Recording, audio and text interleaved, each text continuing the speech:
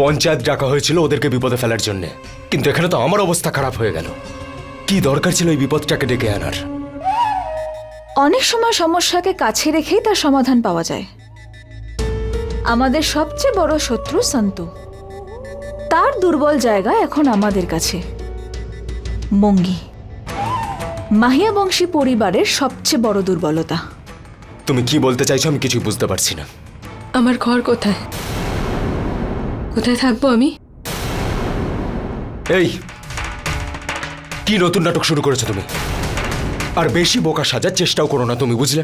সারাং, তুমি কিছুতেই খুশি হতে পারো না তাই না? সবসময় কিছু না কিছু প্রবলেম। প্রথমে নিজের সন্তানকে নিয়ে করছিলে, যখন আমি চলে এসেছি তখনও তুমি চিন্তা করছো। How deer you!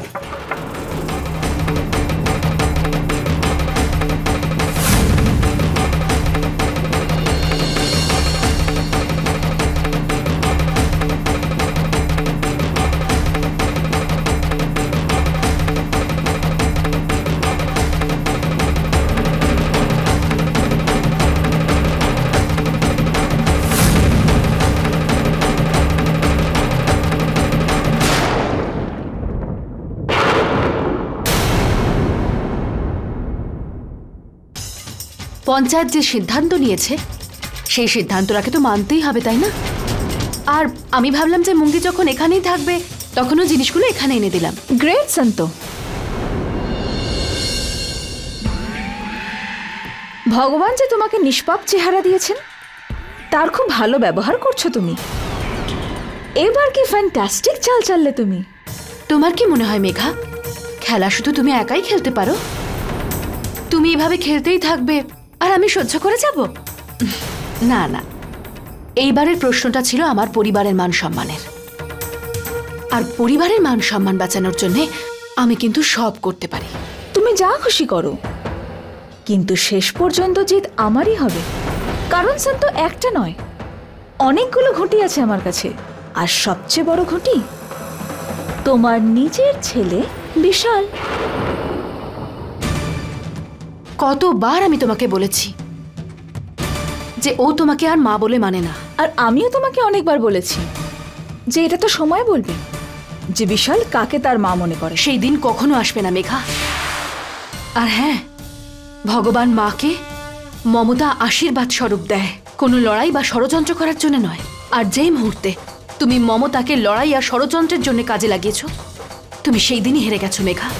মা সে হয় না যে নিজের সন্তানকে অস্ত্র হিসেবে ব্যবহার করে।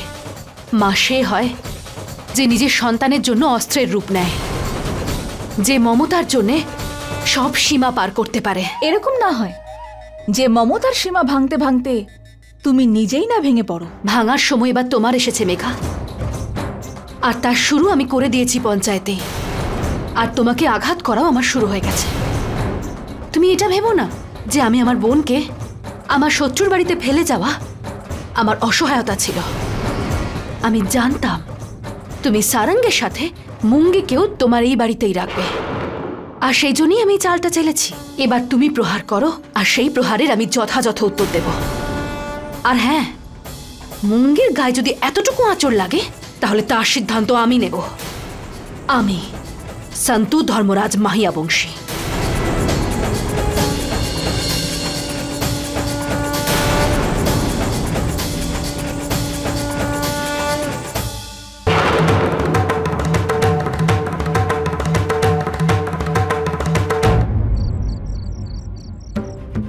আরে কি দরকার ছিলটা কি ওই সন্তুরের ওখানে গিয়ে কথা বলার?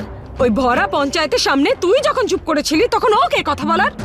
কিন্তু না, ও যে কতটা মহান সেটা তো সবাইকে জানাতে হবে।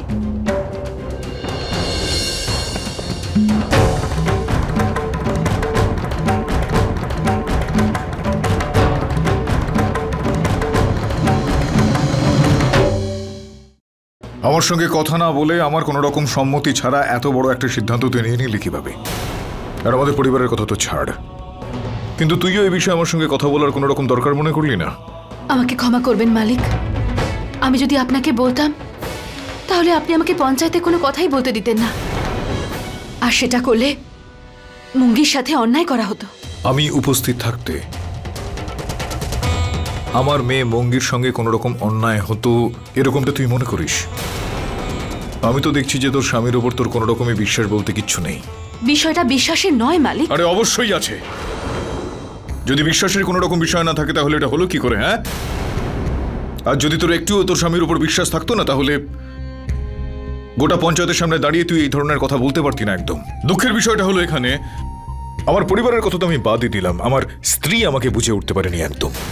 কেন, তোর কি মনে হয়েছিল যে আমি মঙ্গিকে যেহেতু বলে দিয়েছি যে আমার সঙ্গে ওর কোনো রকম সম্পর্ক নেই, তাই ওর বিষয়ে কোনো রকম সিদ্ধান্ত আমি কখনোই নেব না? একটা বিষয় মনে রাখার চেষ্টা করবি, ও একটা ভুল করেছে, সেই কারণে আমি ওর সঙ্গে সম্পর্ক ত্যাগ করেছি, কিন্তু আজও কিন্তু ও আমার নিজের মেয়ের মতো। যদি কখনো কোনোভাবে ও কোনো রকম কোনো সমস্যায় পড়ে, আমি তাহলে ঢাল হয়ে দাঁড়াবো। আমি আপনাকেই বুঝতে চেয়েছি মালিক, আর অনেক চিন্তা করে আমি কথা বলেছি। আজ আপনি বললেন যে আপনি সিদ্ধান্ত নেবেন না, আর যদি মুঙ্কির সাথে অন্যায় হতো তাহলে আপনার কত কষ্ট হতো। আপনাকে সেই কষ্ট থেকে বাঁচাতে আমি কথা বলেছি ওখানে। আর দ্বিতীয় কথা, আপনার ন্যায় পুরো ধর্মপুর গ্রাম জানে, অর্ধেকটা সত্যি জেনে যদি ওকে সিদ্ধান্ত শুনিয়ে দেওয়া হতো তাহলে সেটা তো অন্যায় হতো। শাস্তি তো তারও পাওয়া উচিত যার ভুল, সারাঙ্গেরও তো শাস্তি পাওয়া উচিত। আর তৃতীয় কথা, যদি লোকেরা দুজনকে পাথর মেরে শাস্তি দিত তাহলে সেটা ওই শিশুর সাথে অন্যায় করা হতো, আর তার জন্য দায়ী আপনি নিজেকে ভাবতেন। সেই জন্যে আমি মুঙ্গিকে সারাঙ্গের কাছে পাঠিয়ে দিলাম। কি ভেবে তুই পাঠালি মঙ্গিকে? বল, তোর কাছে তোর কোনো সাধারণ বুদ্ধি রয়েছে যে ও কি ধরনের ব্যবহার করতে পারে আমাদের মঙ্গির সঙ্গে? আমার বোন আর আপনার মেয়ের ব্যাপারে ভেবেই আমি এই সিদ্ধান্ত নিয়েছি। মুঙ্গি যে ভুল করেছে ও তার জন্য আফসোস করছে, আর সেটা করলে ওর ভুলের প্রায়শ্চিত্ত হবে। আর যদি ও প্রায়শ্চিত্ত করে তাহলে নিজেকে বা ওর সন্তানকে মারার কথা কখনো ভাববে না, আর না মানুষ কখনো আপনার দিকে আঙ্গুল তুলবে যে ধর্মরাজ মাহিয়া বংশী এমন একটা মেয়েকে বাড়িতে বসিয়ে রেখেছে যে অবিবাহিত মা। আরে কে বলবে বলতে এই বিষয়ে কোনো কথা? আজ পর্যন্ত ধর্মরাজ মাহিয়া বংশী এই পরিবার সংক্রান্ত যা যা সিদ্ধান্ত নিয়েছে কখনো বাইরের কাউকে জিজ্ঞেস করেনি, বাইরের কাউকে জিজ্ঞেস করার প্রয়োজনীয়তা অনুভব করেনি।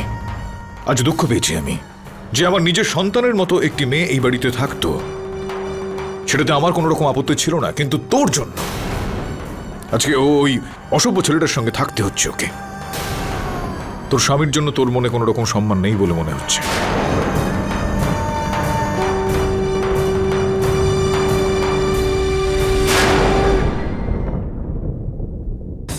আমার ভাইকে কষ্ট দিয়ে শান্তি হলো তো? কি পাস কি বলতো তুই? বারবার আমার ভাইকে কষ্ট দিয়ে। পিসি, সেদিন তো তুমিই প্রশ্ন করেছিলে যদি একজন অবিবাহিত মা এ বাড়িতে থাকে তাহলে এই পরিবারের উপর কি প্রভাব পড়তে পারে, বাবার কত বদনাম হয়ে যাবে। এখন এগুলোর কিচ্ছু হবে না, কারণ মুঙ্গি এখন আর এ বাড়িতেই থাকবে না। আর সব থেকে বড় কথা, যখন বাবা পঞ্চায়েত যাচ্ছিল তখন তুমি তো বলেছিলে আজকে সিদ্ধান্তই বলে দেবে বাবার কাছে তোমার সম্মান বড় নাকি মঙ্গির। আরও একবার বাবা আর সন্তুমা প্রমাণ করে দিল বাড়িতে তোমার সম্মানটাই বেশি। হ্যাঁ, কথা তুই বলছিস, কিন্তু তোকে দিয়ে এই কথাগুলো কেউ বলাচ্ছে। বাহ সন্তরি বাহ। আরে আমাদের বাড়ির মেয়েরাও তোর ভাষায় কথা বলছে, ভালোই তো মগজ ধোলাই করেছিস। তোরা কিন্তু একটা কথা বুঝছিস না বিভা, এই মেয়েটা তোদের ব্যবহার করছে নিজের স্বার্থ সিদ্ধির জন্য। আর এই কথাটা যখন তোরা বুঝতে পারবি না তখন পস্তানো ছাড়া আর কোনো উপায় থাকবে না তোদের কাছে। বাহ সন্তরি বাহ, খুব বড় কাজ করেছিস তুই আজ। নিজের বোনকে তার কাছেই পাঠিয়ে দিলি যার সাথে সে মুখ পুড়িয়েছে। সোজা কথায় বললে তুই তো নিজের মেয়েরই বরকে ছিনিয়ে নিয়ে নিজের বোনের আঁচলে বেঁধে দিলি। এই কিছুক্ষণ আগে ভাইয়ের সামনে দাঁড়িয়ে তুই তো বুক ফুলিয়ে বলছিলি, তাই না, যে নিজের বোনকে প্রায়শ্চিত্ত করার জন্য আমি ওকে তার ঘরেই পাঠিয়ে দিয়েছি। আমিও দেখবো তোর বোন কতদিন ওর সাথে ঘর করে। পূর্ণিমার চাঁদ দুদিনই আকাশে দেখা যায়, তারপর সেই অন্ধকার। কি দারুণ চাল দিস তুই রে সন্তরি। ভরা পঞ্চায়েতে সবার সামনে নিজের বোনকে সারাঙ্গের বাড়ি পাঠিয়ে দিলি কি দেখানোর জন্য না আমি কত মহান। আর এখানে বাড়ি ফিরে ঘরের কোনো কোনায় গিয়ে কাঁদতে শুরু করবি, ভাইকে মানাবি।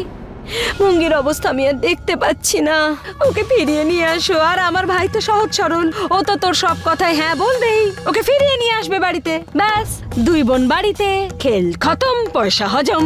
কি চাল দিস রে তুই সন্তরি। পিসিমা, আপনি আমাকে যা বললেন এসব কথা আমার একটুও কষ্ট হয়নি। আমার শুধু খারাপ এটা লাগছে যে আজ পর্যন্ত আপনি আমাকে বুঝতেই পারলেন না। আমি সারা জীবন এই বাড়ির শুধু ভালোই চেয়েছি, আর আজও আমি যে সিদ্ধান্ত নিয়েছি সেটা ওই বাড়ির ভালোর জন্যই করেছি।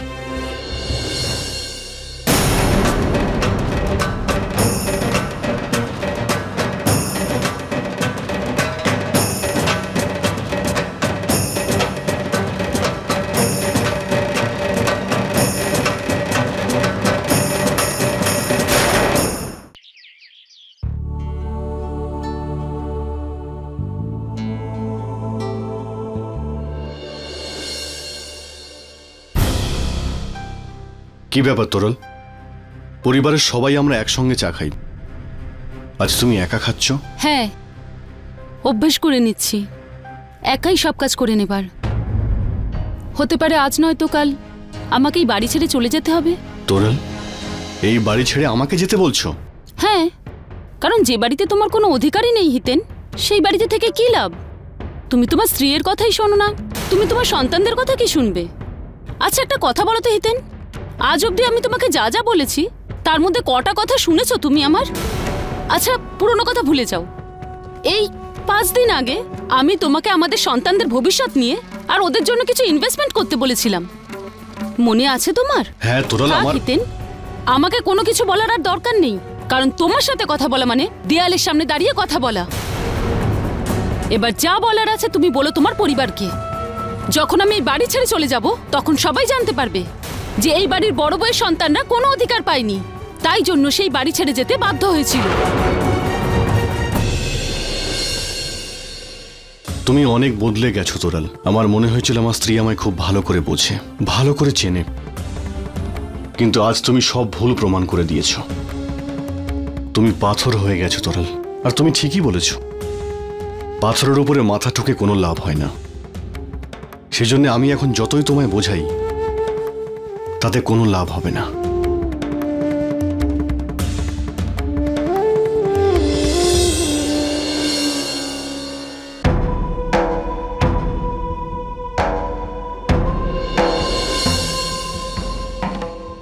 কি হয়েছে হিতেন্দা?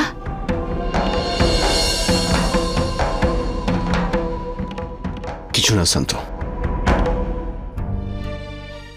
হিতেন্দা, এই বাড়িতে আমি এত বছর আছি, আমার সন্তানদের মুখ দেখলেই বুঝতে পারি আমি। বলো আমাকে কি হয়েছে? সেই একই পুরনো কথা শান্ত। আমি অনেকবার ওকে বোঝানোর চেষ্টা করেছি, কিন্তু আমার কথা বুঝতেই চায় না। 4-5 দিন আগেও ইনভেস্টমেন্টের কথা বলেছিল বাচ্চাদের নামে।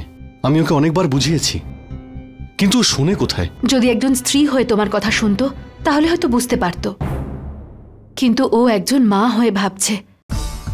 শান্ত, মা তো কাদ্দু, ওরও একটা মেয়ে আছে, আর আমরা সবাই জানি যে কাদ্দুর কি অবস্থা। কিন্তু তোরালের এই বাড়িতে অসুবিধাটা কোথায়? আর যে চিন্তা তোরালের হচ্ছে, কই কাদ্দুর তো হচ্ছে না। কারণ শশাঙ্ক কাদ্দুর সব থেকে খারাপ সময়ের পাশে ছিল।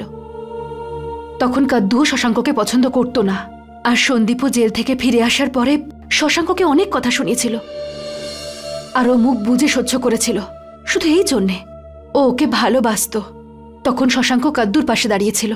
আজ শশাঙ্কর খারাপ সময় কাদ্দু ওর পাশে দাঁড়িয়ে আছে। তো আমি কি তোরালের সঙ্গ দিচ্ছি না?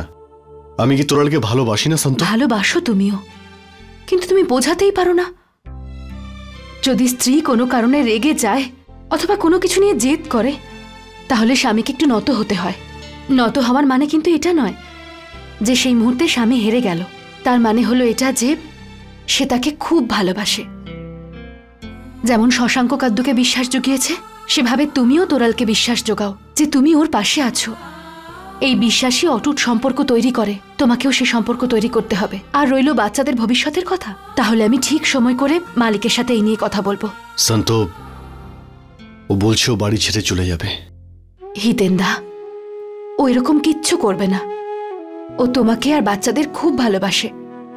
তুমি শুধু ওর কাছে যাও আর ওকে অনেক ভালোবাসো, দেখবে ও এরকম কখনো করতে পারবে না।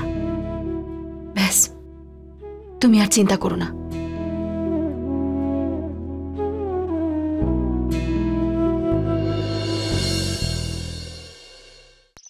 ধন্যবাদ মিস্টার মেহতা, আপনার অফারের জন্য অসংখ্য ধন্যবাদ। থ্যাঙ্কস তো আমার বলা উচিত যে আপনি আমার অফারটা অ্যাকসেপ্ট করেছেন, কিন্তু আমি জানি অনেকদিন ধরেই আপনার কাজ কারবার বন্ধ। কিন্তু আমি অনেকগুলো বিজনেস কনফারেন্সে আপনাকে প্রেজেন্টেশন দিতে দেখেছি। আর এটাও আমি জানি যে আপনি ধর্মরাজ মাইয়া বংশের জামাই, কিন্তু শত খারাপ অবস্থার মধ্যেও আপনি ওনার নাম নিয়ে কখনো সুযোগ নেননি। আর আপনার এই আত্মসম্মান বোধটাই আমার খুব পছন্দের। Thank you mister Mehta. আপনি আমাকে এত বড় পার্টনারশিপের অফারটা তো করলেন, কিন্তু আমার কাছে আপনি এটাই ভাবছেন তো যে আপনি আমাদের কোম্পানিতে একটা পয়সাও ইনভেস্ট করেননি, তা সত্ত্বেও এই পার্টনারশিপ অফার করছি কেন? তার কারণ হলো যে আপনার সবথেকে বড় ইনভেস্টমেন্ট আপনার ম্যানেজমেন্টে এক্সপিরিয়েন্স। হ্যাঁ, ফার্মাসিউটিক্যালে আপনার বেশি এক্সপিরিয়েন্স নেই, সেটা আমাদের স্টাফরা গাইড করবে। হ্যাঁ, কিন্তু আপনার যে প্রচেষ্টা হবে তা হলো আমাদের কোম্পানিকে এক্সপ্যান্ড করা। মিস্টার শশাঙ্ক, আমি 2 মাসের জন্য আউট অফ ইন্ডিয়া যাচ্ছি, আর আমার অ্যাবসেন্সে আমার বিজনেসকে আপনাকেই সামলাতে হবে। So please handle your office as soon as possible. Sure sir, thank you very much. All the best.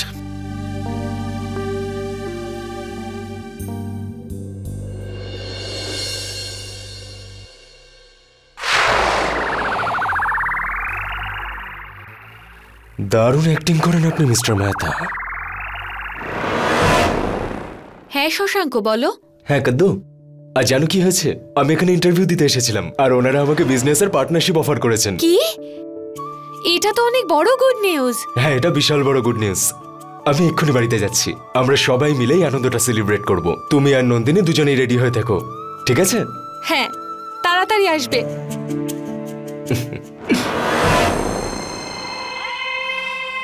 কি আনন্দই না পাচ্ছে ধর্মরাজ মাহিয়া বংশীর বড় জামাই।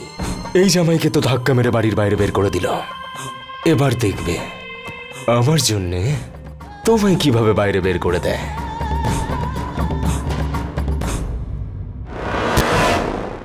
अपने पसंदीदा शो के फुल एपिसोड देखने के लिए अभी डाउनलोड करें दंगल प्ले ऐप।